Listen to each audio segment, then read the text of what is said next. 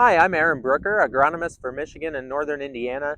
Today I want to discuss planting dates with corn and soybeans because we've had a lot of areas that just keep getting a rain every few days and it's been hard to get into some of our fields. We're starting to get those questions about corn maturity. Should I shorten that up? Should I switch from corn to beans? What about my soybean maturities? And those questions, and rightfully so. I mean, over the past few years, most of the years we're used to being able to get into fields a little bit earlier than this, especially in the southern part of my geography into Indiana and southern Michigan. And so we are starting to get those questions. I'll start with corn. So with corn, our planting date data shows that in the second half of May, and a lot of this data did come from Indiana, but in the second half of May, we still have a lot of yield potential out there. So I'm still optimistic that if we can get into the fields here over the next couple weeks, there's still a lot of yield to be had with corn. So I don't think there's any reason right now to be switching up that plan and switching from corn to soybeans. We still got a chance here if things can dry up to achieve really, really good corn yields. So don't switch anything right now, especially going from corn to beans or anything like that. Now, when it comes to corn maturity, that's the next question we often get as we start getting a little bit later into planting. Should we shorten those maturities up a little bit?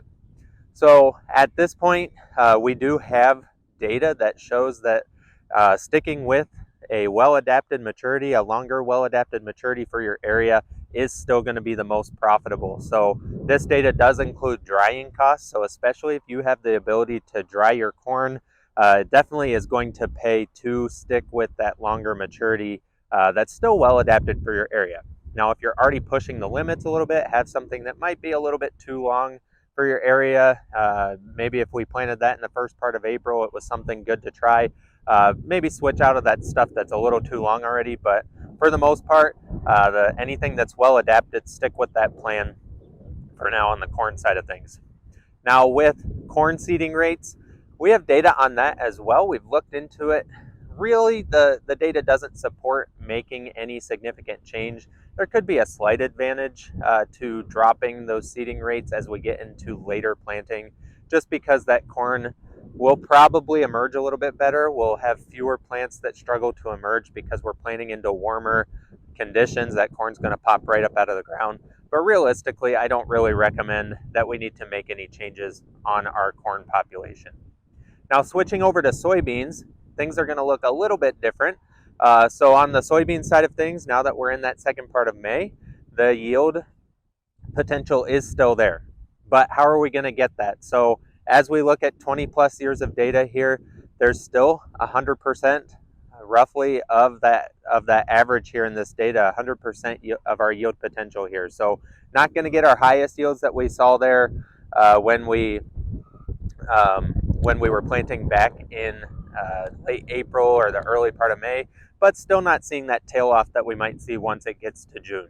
But again, how are we going to get there? So when we think about maturities, we get the question of early beans early or late beans early, and late beans late, early beans late. And the data has clearly shown that, especially once we get into these late May planting dates and even into June, we really need to think about planting a longer, well-adapted maturity for that area. Now, don't go with something too long that still would struggle to mature in your geography, but plant something that's nice and full for your area. And what that's going to do is give us a lot of time for vegetative growth before we get to that flowering period and switch over to that reproductive mode. So that's going to help us maximize our yield.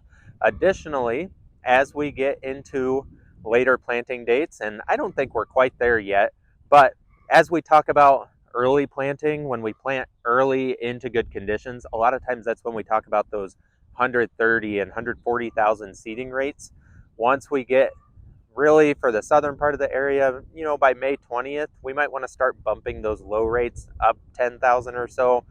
When we get to the northern part of the territory, maybe May 25th or that last week of May, that's a good time to maybe bump those low seeding rates up another 10,000 or so. Give us more plants out there, try to get more nodes per acre and drive a little more yield, because we're not going to have the same potential for vegetative growth. So If you're already planting 150, 160,000, you haven't lowered those rates too much, I think those rates are still going to be fine here through the rest of May. So keep that in mind as well.